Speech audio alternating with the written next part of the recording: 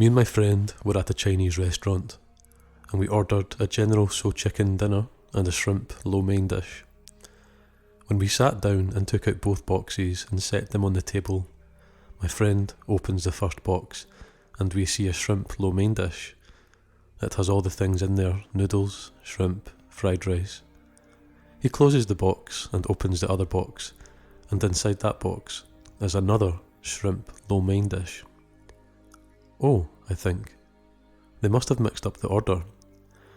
I was just about to say this when my friend says out loud, "Looks like they made a mistake and gave us two."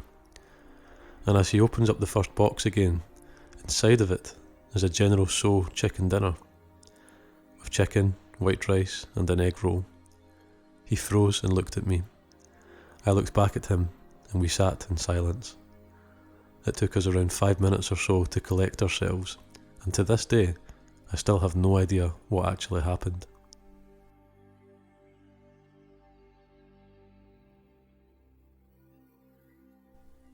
I had quite a long, subjectively weird dream, where I was a vendor in a fish market. I remember getting up early, dressing, doing the whole morning routine, going to get tea, heading out to the docks, buying fish, loading them in a cart and going to get ice, and then haggling for ice, buying some less fresh fish while I was at it, then going to a market to my stall, setting up and selling fish all day. It was so real.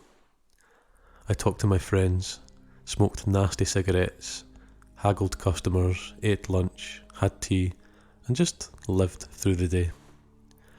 At the end of the day, I cleaned up, counted my cash, I paid the stall rent and I went home, and I cooked some of the fish that I hadn't sold, slung in some veggies and rice that I had traded for.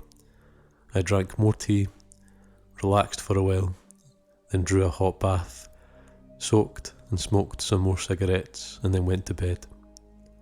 The next morning I woke up refreshed, ready to go down to the docks to buy fresh catch. Except I was in my house, next to my wife. Truck parked outside, and it was a Saturday. No work. My wife and I were geared up to go skiing in Oregon, and the car was already packed. The weird thing was, in the dream, I was single, and a smoker, even though I'm not, and the whole long dream had been in fluent Chinese. The effortless kind of fluency that only comes from a lifetime of speaking it. Oh, and I had also been Chinese. I'm actually a big, hairy white dude, somewhat fluent in Spanish, and I know a little bit of Russian. But it was just weird, I've never worked in a fish market. I wonder who I was, and I wonder what that was.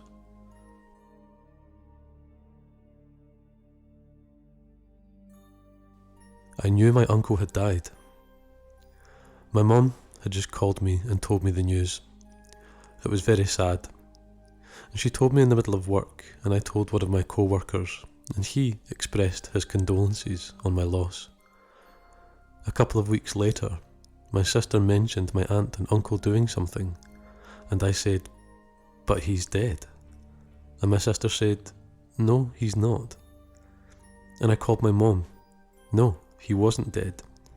To this day, I'm still not sure how much of it my brain imagined and how much was real. Did I really talk to my co-worker? Was I even on the phone with my mum at all that day? It still freaks me out knowing that my mind could fabricate so complete and real a memory like that.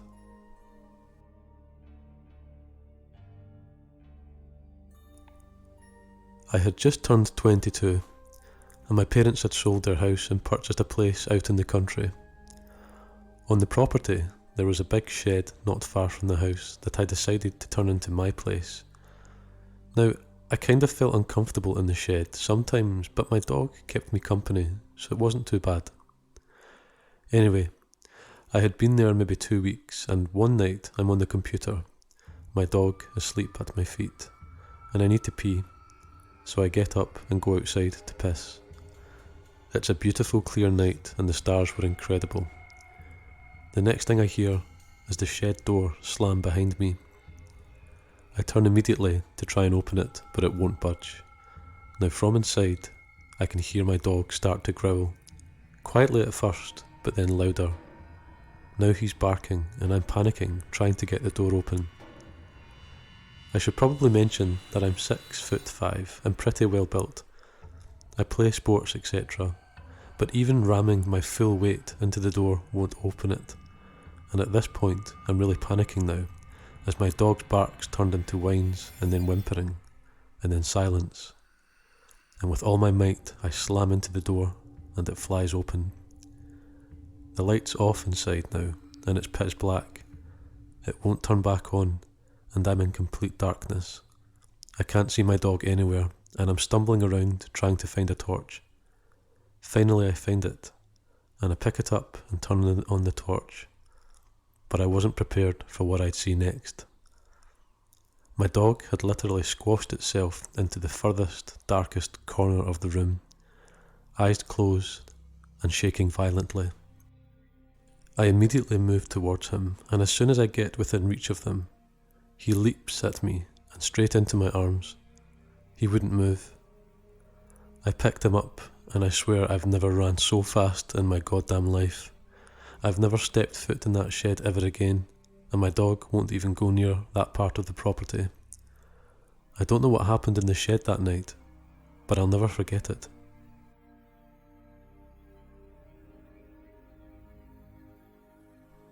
I was catching a sky train in one particular city around 15 minutes from where I get off. While I wait there, there's a woman with glazed eyes asking people for money. She came up to me, stopped briefly, and asked, "Excuse me, could you spare some money? My brother is in the hospital, and I'd like some money to buy him flowers." This is rich, I thought. Drug addicts are getting more and more obvious with their lines. But anyway, here's $5. I gave it to her without even looking her in the face, convinced of her intentions. Anyways, my train pulls up and I get on. I look through the glass door at her, walking around asking others for money as the train pulls away. The train arrives at the station 15 minutes later, and I walk down and out to the bus stop. There is only one bus in the direction that I'm going, and just my luck, it's sat there waiting for me when I get off the train.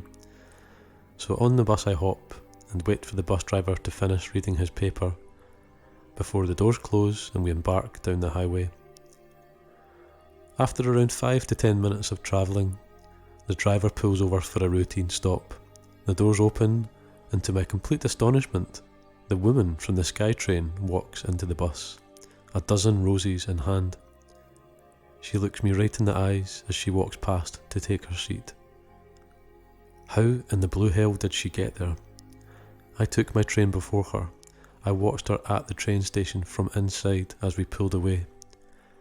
I went over a river. I caught the first and only bus going this particular direction. And not only did she beat me there, she had time to go to the store and buy a dozen roses. I still have no idea how that was even possible.